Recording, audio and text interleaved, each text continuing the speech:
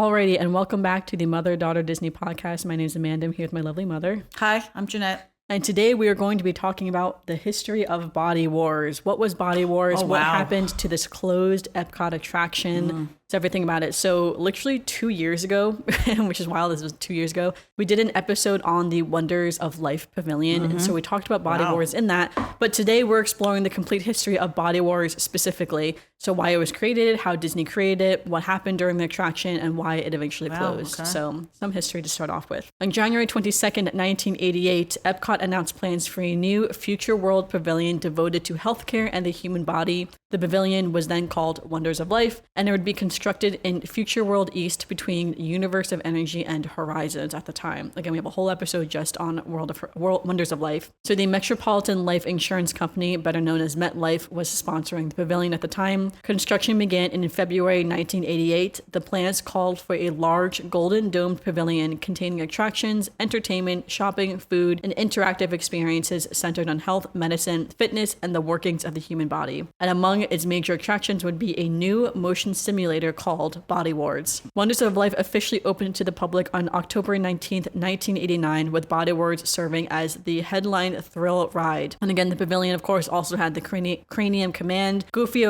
about health, along with other exhibits and attractions. And overall, the whole thing was supposed to kind of feel like a small mini indoor theme park and all about health and human biology, again, within the overall theme of Epcot. Because remember, when Epcot first opened, its attractions tended to be more along the more longer, elaborate experiences with, more educational films, more like stage scenes, more stories, more science, communication, transportation, agriculture, things about the future. It was all more based around that. I would say Epcot still has all those themes throughout it, but I would say they're not necessarily at the forefront. No, they're almost as what runs everything in the park is those themes, but you don't necessarily walk into Epcot and see that right front value face, but it still is there. So of course, Body Wars was then introduced to be something faster and again more of a thrill ride, I would say. So some people do consider Maelstrom and the World Showcase in Norway to be the first thrill ride of the park. I would say that probably is one of the more first thrill rides, and then again Body Wars maybe is the second. Arguably Body Wars probably is more of a thrill ride than Maelstrom looking back on it now, but at the time I could see people considering Maelstrom to be a thrill ride.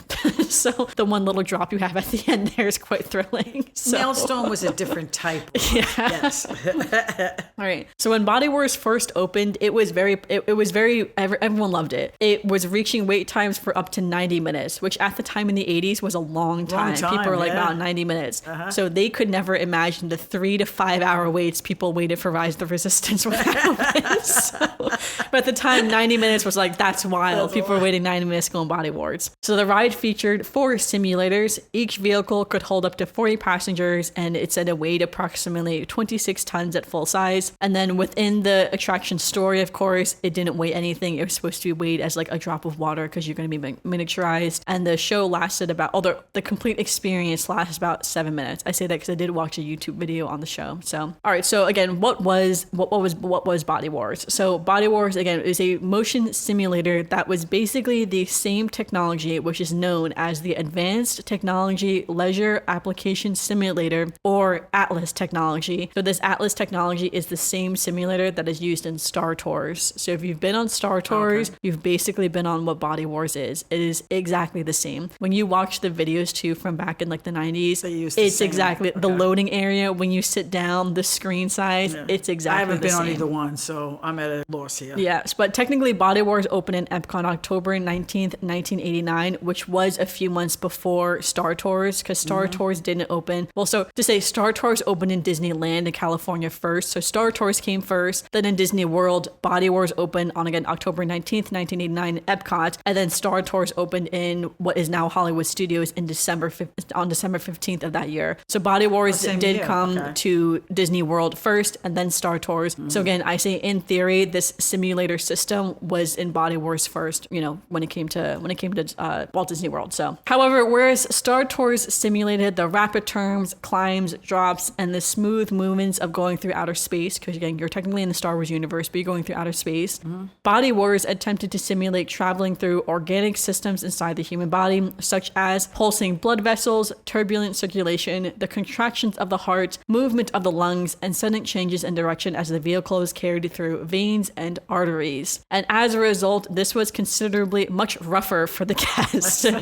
Body Wars was known for causing queasiness and motion sickness, and a lot of people think this is because of the combination of the simulating movements and what you were seeing The on subject, the screen. right? Hence why I've never been on it. Yeah. So instead, again, Star Tours, you're looking at, the stars, spaceships, planets. Yeah. You're looking at the action, the lasers of the fighting scenes, so to Thinking you're in the speak. movie. Whereas on Body Wars, you're looking at blood cells, tissues, It's like going to a organs, museum. veins, Right. internal structures, the sounds of the body, internal organs. So, anyway, that is what contributed to Whoever the thought that was going to last? yeah. Okay. Anyway, all right, let's go. Before we get back into full-on Body Wars, the background to its making. So again, although Body Wars was presented as an educational journey, Disney wanted it to be an attraction that was kind of like a mini science fiction movie. So the ride film was directed by Leonard Nimoy, known to generations of viewers for playing Spock in Star Trek. The attractions like special effects were created by Industrial Light and Magic, the visual effects company closely associated with the Star Wars films. And the music was composed by Leonard Rosenman, and the attraction was produced by Thomas H. Broduck. Yesterland also credits Scott, the YouTube channel Yesterland, they also credit Scott Hennessy as the Imagineering show producer, and the cast included Tim Matheson as Captain Braddock, Elizabeth Shue as Dr. Cynthia Lair, and Dakin Matthews as the mission commander. All right, so guests were not supposed to feel as they were entering the amusement park ride. They were supposed to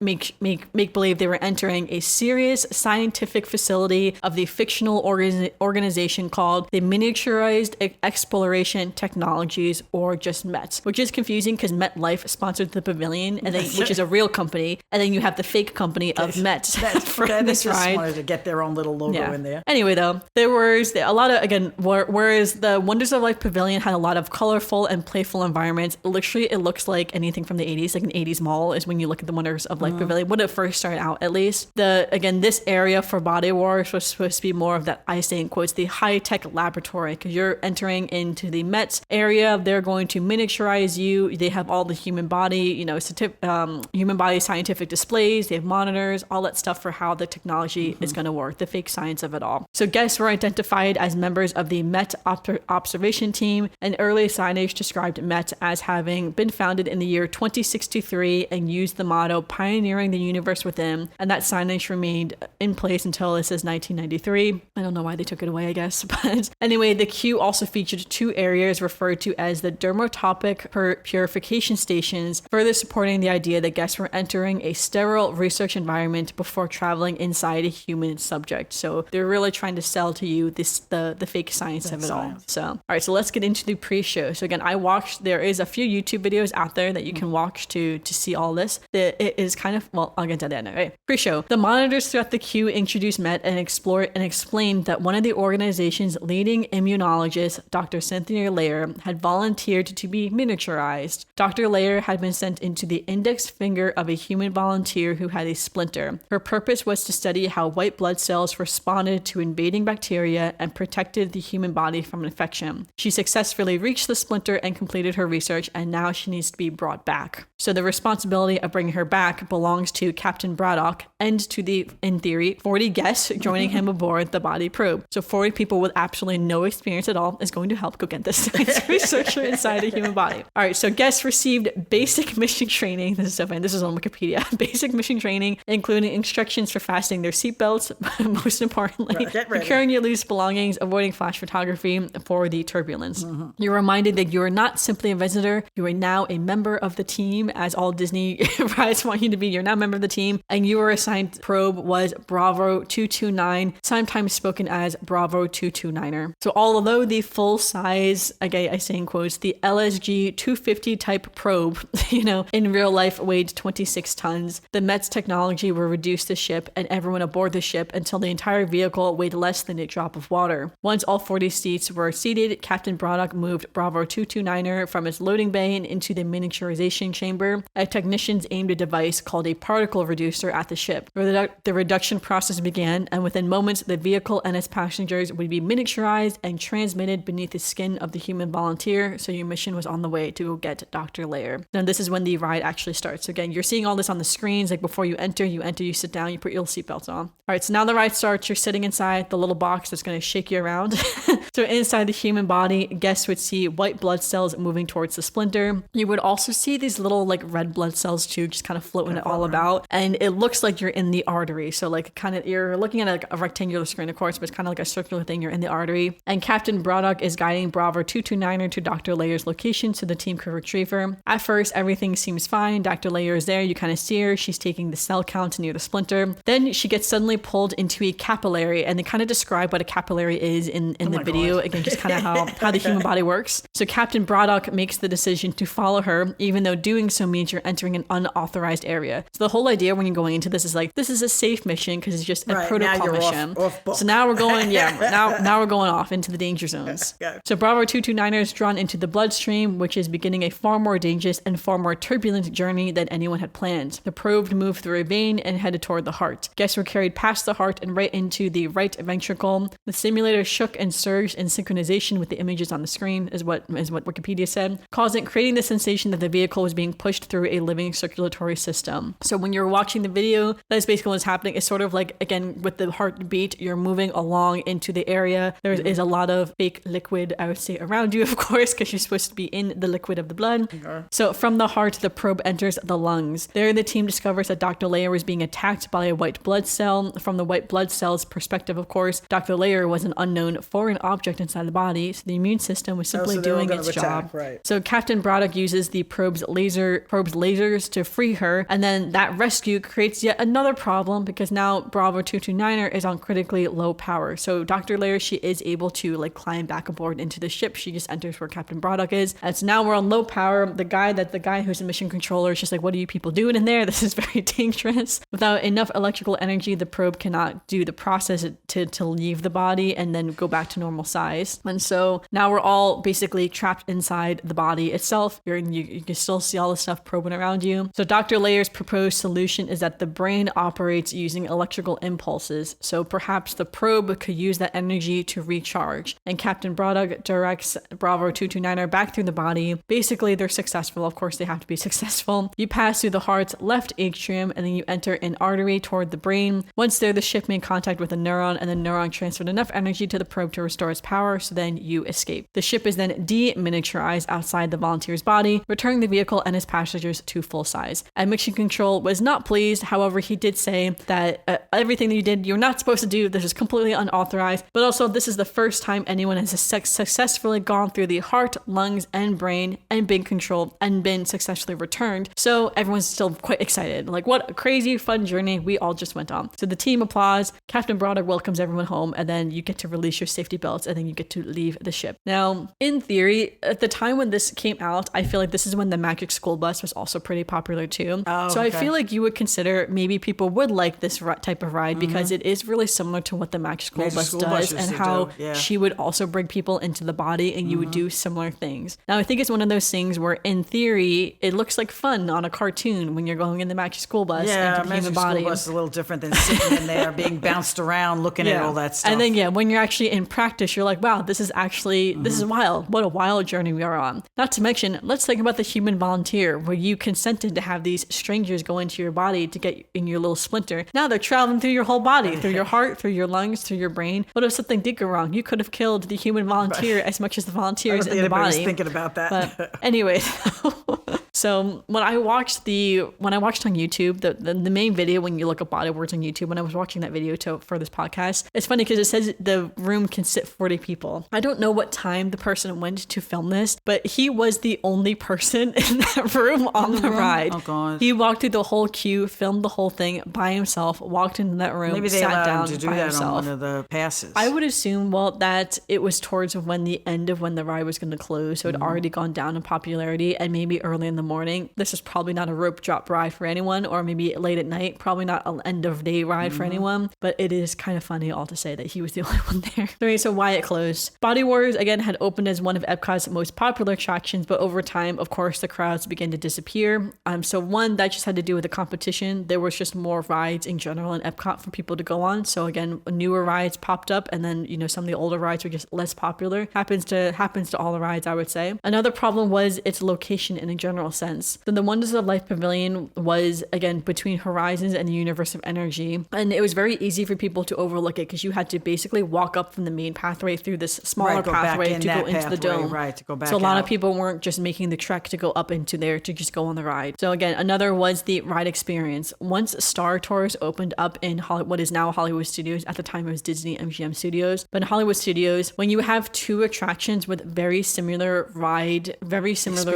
experiences, people were going to do the Star Tours over the one that was going to make them sick from Body Wars. So you were sort of fighting those two ones. And because Star Wars is so popular, again, especially back in the 80s and 90s, insanely popular to this day, one of the most, revenue generating franchises in the world, people just want to go on Star Tours. They want to see Star Tours. Right. They want to see the characters that they love. They want to see the environments. They want to go to the planets that they love from the movies. Nobody wanted to go through the human body. Yeah, the idea of going through the human body wasn't as interesting, as well as that, I say in quotes, the educational story of going to the Splinter and learning about the white blood cells and internal organs. I think a lot of people saw this as an educational ride more so than a thrilling ride. Right. And so they're like, oh, I don't want to do the educational ride. I'm here to have fun on my vacation. Right, I don't want to do... We're not here to do the science we don't want to do the learning stuff. So even though I would say this is even though you're learning, I'd still say this it would be kind of a fun ride anyway. But anyway, though, again, a lot of people, again, not even talking about the queasiness of it all, again, the simulations of the heart, lungs, and circulatory systems, again, made people feel like, oh, that's happening inside my body. That, again, makes me feel a lot of motion sickness when I'm thinking about it. So again, the reputation for nausea and motion sickness kind of gave Body Wars that, what we say now, the ick factor. Back then, that term didn't really, have. But again, that was just more unpleasant. It just seemed more gross to go inside the human body than more fun to go into the Star Wars universe. So over time, of course, the guests kind of started leaving. Again, more rides in Epcot started opening up. You start getting things like Test Track and, other rides that were opening up that was more thrilling that people wanted to do instead. And so also then in June 2001, MetLife had its sponsorship contract just naturally end with Epcot in a general sense. So while Epcot continued operating the pavilion and its main attractions after the sponsorship ended, Body Wars continued to decline in popularity. So then in 2004, when the overall Wonders of Life Pavilion moved to a seasonal operation instead of remaining, open year round, a lot of its attractions again were also then again only on seasonal, but without it being year round, the popularity was going to decline because now you had less fan base. So even people who were fans of it were going to become fans of other things in the parks. I want to say that I don't know. So it says the Body Wars continued operating in limited capacity through the 2006 holiday season. I would argue, and then it officially on January 1st, 2007, Wonders of Life closed. So of course then Body Wars closed as well too. Now in theory, they didn't know that the Wonders of Life Pavilion was going to close then. It had initially closed just as a temporary, again, the seasonal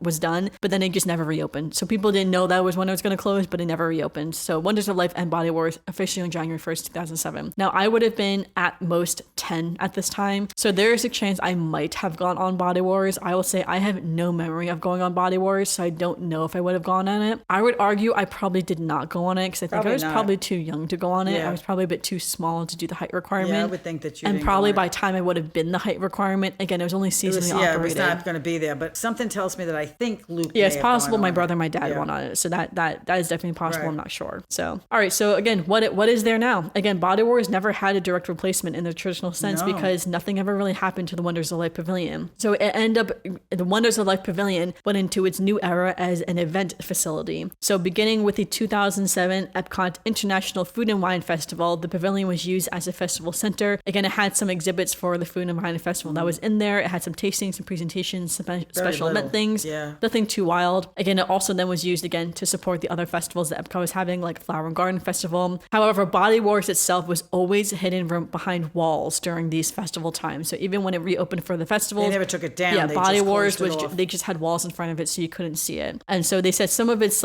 infrastructure was just fully out of view. So over the years, Disney had gradually moved more and more signage of the Wonders of Life Pavilion and for Body Wars. By November 2014, the 4 Body Wars simulators had reportedly been dismantled and removed, so the whole ride structure is not even in there anymore. They said a lot of the queue was still there at the time, but a lot of the lighting and electronic equipment was also removed as well too. Why pay for the lights to keep the lights on when you don't really need it? And then November 2016, the queue itself was being, again, reportedly slowly dismantled with very limited number of things that Body Wars remaining, and it was kind of just turned into like a general area for like cast members to sit down, like kind of like a break area. Surprised they haven't done anything with that. Yeah. So again, even the festival use started to slowly end too, which is kind of ironic. So after the 2018 and 2019 festivals, a lot of, again, they basically, because Disney now has that other festival area that's between the UK pavilion and it's like over there by the UK pavilion in the World Showcase that they now use for festivals instead of this area. Yes, that building back there. So it's got a gate in front of it most of the time. We saw it open during New Year's. Yes. So they moved a lot of the festival stuff that happened in the old Wonders of Life Pavilion to that pavilion. So then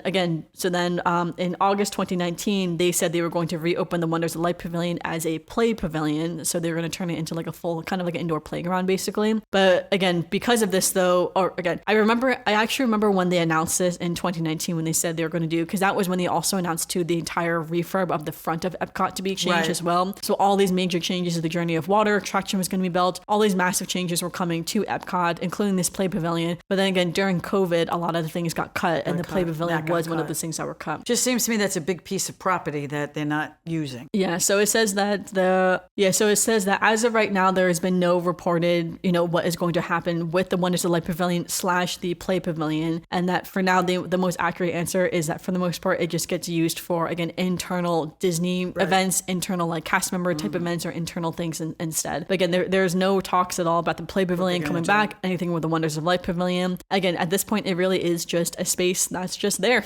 It seems like a big piece of space that they could be doing something in, which is surprising. I honestly just think like what Wikipedia said, it was just COVID. So I guess the funding that entire restructure of Epcot was probably so cost. I mean, like they technically just finished like a year ago. It took them 6 years to do that. That was only supposed to be a 3-year project, I think, as well too. It took double the time. So I would assume that maybe in the future they probably maybe will go back to this play pavilion and then revamp it to have like another playground area. Because I mean, like I think it would be great if they had a playground area. Now they do have a few smaller playground areas, like right by where Connections Cafe is. They have that outdoor one that they have, or like the bee themed one, and then they also have one too, also by right before you get to Canada. That little area right there also before has a you little walk play that area. side walkway. So I could see that in their heads. It's like, well, they do have play areas in Epcot, so maybe they don't need the play pavilion. I don't know though. It's very interesting because one of the things people say, both those areas are outdoor play areas. Where if they had an indoor play area when it was bad weather or whatever, and people had little kids and didn't want to be, they could go in there and take a break. And a lot of people said too, in that area, since that whole area now is turning into the future area, so you have 3 attractions in that area, but it's all for big kids, so to speak. So you have nothing for little kids. So when your big kids are going on Test Track, Mission Space, and Guardians of the Galaxy, to take the young kids. Yeah, you could bring your younger kids to a fun indoor play area and not, again, out of the elements, so to speak. So again, I think there's still a call from the guest perspective to have the indoor play pavilion. So I think maybe one day Disney will do it. Go back to but as for Body Wars, Body Wars closed. So sad times for Body Wars. Wasn't anything I was ever going to go on. It's funny because I feel like, because even on, when other rides have opened, when people got motion sickness on other rides and stuff like that, it's just interesting to think about because I've never really gotten motion sickness on a ride before. Now, the first time I went on Guardians of the Galaxy, I did feel the ride when I got off. I have not felt the ride since then, but the first time I did feel the ride, and I was just like, wow, that was interesting. And the one or two times I've been on Mission Space, again, I have sort of felt Which is surprising because you get motion sickness. So I do. I get motion sickness in a car and on a plane specifically. The two, I do get motion sickness, but usually not on rides. I think it's because rides are so short that you're really only on a ride for like 2 minutes at the most. So it's like, how long is a roller coaster in theory? Whereas, I mean, like that roller coaster is going on for 40 minutes. Yeah, 100% be sick because that's usually when I get sick in a car is after 40 to 45 minutes or on a plane about 45 minutes. Even on a train sometimes. Usually trains not as much though. But yeah, so kind of funny though that if you think about it, Body Wars was also motion sickness in the same area of Epcot or 2 other rides that people are also getting motion sickness on. They're just putting all the motion sickness rides in the same little area of Epcot, which I think is kind of funny if you think about it. So yeah, no more Body Wars. So, but yeah, so you don't think you ever went on Body Wars? Oh God, no. Never? No, that's not something I would ever go on. I would look at it and go, no, not interested. Do you remember the Wonders of Life Pavilion? I remember the Wonders of Life Pavilion and Cranium Command. I remember it was like a cartoon type thing with the kid with his head, the other thing. That was cute. That was actually cute. I do vaguely remember the pavilion itself where they did have some kind of snack bar or something, or a little there was refreshments. Yeah, refreshments or something. It was not I didn't find it very inviting. Like it wasn't one of these things where you went in and even though you weren't going on the other ride that you wanted to be there. It was like, okay, it was very bright, very lab looking kind of thing because of what they were doing. It just wasn't anything that like sort of said, oh, let's go do that. But we did do Cranium Command, I remember. It's interesting. I will say I don't really have any memories of the Wonders of Life Pavilion. If I really think back, I could maybe you were young. I could kind of fake some memories maybe, but I really don't. But what I think is interesting by the Wonders of Life Pavilion is that you have the Wonders of Life Pavilion and then you have the Land Pavilion. And while the Land Pavilion became super successful, the Wonders of Life Pavilion was completely unsuccessful. Because of the subject. I think so too. I think just in general, the biology subject wasn't as interesting to people as the agricultural subject. Right, the agricultural, between the fact of the little thing they had in the theater with Pumbaa and Timba, and then Timba. Oh no, wait, Timon. Pumbaa and Timon. Okay, all right. So give me a break. Okay, Pumbaa and Timon, and then you had even their food court was nice. Like when that's you go true. there, they had a really nice they had food court. the balloons and the things. I think also Living with the Land was always a fan. Yes, favorite. and Living the Land was there. So and then they eventually put Soarin' in there. I mean, like first of course. But when you walked Rocks, in there, also you walked in and it was like the lighting and the stuff in the middle and the things caught your attention. You walked in, if I remember correctly, you walked into that other pavilion. It was like wasn't the same. It was like going to a cafeteria. And who wants to go to a cafeteria? It's like nothing, Again, I really don't have many memories. Again, I've seen so many photos of it now. Yeah, so it wasn't I've seen enticing. Photos, let's put it I don't that have any way. memories of me walking through Wonders It wasn't of Life. enticing. So again, I mean, like in a way, it's kind of nice. Again, Disney experimented. The Land won. We still got the Land. The Land is one of the most beloved spots. Yes. Living with the Land is like a cult classic, honestly, at this point. So yeah, well, so yeah, Wonders of Life was. It's funny because in my personal life, I have more of an interest in biology than I do in agriculture in like a general sense. So yeah, it is interesting how as a whole, people going to Epcot again had that interest in agriculture rather than human biology. And again, too, I also think perhaps the location wasn't as good, like they said as well on Wikipedia. Yeah, where it was placed, it was kind of tucked in the corner. It was far lighting, away. Everything about it, they're kind of like whereas defeated their purpose. Like you would walk past the Land to get to the World Showcase, whereas like you could easily, never see the Wonders of Life Pavilion to get to the World Showcase, which is, I would argue, one of the main attractions of Epcot is the World Showcase, of course. Right. So, all right, we do got our Disney quote today. Our Disney quote is from the ride itself, from Dr. Cynthia Lair, her most famous line. So after all is said and done, they get back and, she's telling Command, Control, we were the first to go through the heart, lungs, and brain. So that is one of the famous quotes from this, because that's what you do. You went through the heart, lungs, and brain. And so, all right, normally we end on our Disney memory. Do you have a Disney? I guess we kind of just shared a Disney We just shared memory. that memory, about that. I'd say one other memory that's not Disney related, but if you go to the Ben Franklin Museum in Philadelphia, they have a heart that you can walk through the heart. Well, that's what came into my head when you were talking. The human I said heart, it's like a museum. When I said it's like going to a museum, because we used to go to that museum all the time. So we used to go when I was a kid. I have been as an adult now since I live in Philly. Yes. And so, when you go and you walk through the human heart, it is interesting to say the least. It's funny because a lot of my friends now who are from the Philly area, that was a staple in their childhoods. Yes. Was every year you would go to the Ben Franklin Museum. Every year you'd walk through the heart together as a class. It'd be a whole science trip, whatever. Where I grew up, we didn't really go to Philly museums. We would have gone to North Jersey and New York museums before Philly museums. We did go to the Philly Museum at least once. Yeah, well, we did as a family. I'm saying, I went with the school. Oh, with the so school? maybe it was with Luke with his field I was gonna trip. say, I don't think my the school school took did us. take them to the Philly Museum. Yeah, my school was more on the North Jersey and the New York museums. Yeah, they go Philly, to the Camden Aquarium or the Camden Museum. But again, all my friends in Philly, they all went to the Philly museums, of course. So they said it was like the staple. You always got to go walk through the heart. And it's funny because when I walked through the heart as an adult, I was like, wow, this is interesting. It's very claustrophobic. Yes, it is. Which is the same as the ride. It's like you're walking through this tiny little hallway. I would say, unfortunately, because for the human anatomy, the sound of a heartbeat has been used in so many horror films now that sometimes when you hear it, the you think sound of gets something associated with horror films for Yes. me, because I've grown up now with a lot of the slasher films, a lot of like, the psychological thrillers where you hear that heartbeat or something like that, and it gets associated with like a jump scare or something. So when you're walking through this heart and it's silent except for the heartbeat, it's kind of weird. And it's all these tight little turns and corners, and plus there's like a lot of little kids running around, of course. So you're going to be jump scared by a small 2-year-old child who's just like having fun in the heart, on a Saturday afternoon. So just to say, it's like, Body Wars does make me think of the heart. So I'd say if you're missing Body Wars and you have the means to travel to Philadelphia and go to the Ben Franklin Museum, take a walk through the heart, because it's honestly pretty similar, pretty similar to Body Wars, all things considered. And again, it is anatomically correct too, because it's a science museum, so everything there is correct. So all that to say, very interesting. We will miss Body Wars in our memories forever. Though I will say again, I don't necessarily. I'm not saying like, wow, I wish I could still go on it. Like the Great Movie Ride, wish I could still go on the Great Movie Ride. Oh yeah, that yes. Body Wars, don't really care that I can't go on Body Wars. I will just go on Star Tours and enjoy Star Tours instead. Right. So, all right, thanks everyone for listening to this week's episode of the podcast. Make sure you give us a review on Apple Podcasts, Spotify, or leave a comment down below if you're watching on YouTube, and let us know on our Instagram, Almost Amanda X, what did you think of Body Wars? Do you remember going on Body Wars? Again, obviously neither of us remember going on it. I don't think I ever went on it, honestly. But let us know, what did you think of Body Wars? Do you wish there was more like biology or human anatomy science in Epcot Park? Because again, they don't really do the human body. They do agriculture, they do the land, they do the future space stuff, they do the different cultures of the world. But again, we kind of stepped away from human biology. They stepped away from human biology. We'd love to know your thoughts, but until then, we'll see you real soon. Bye-bye.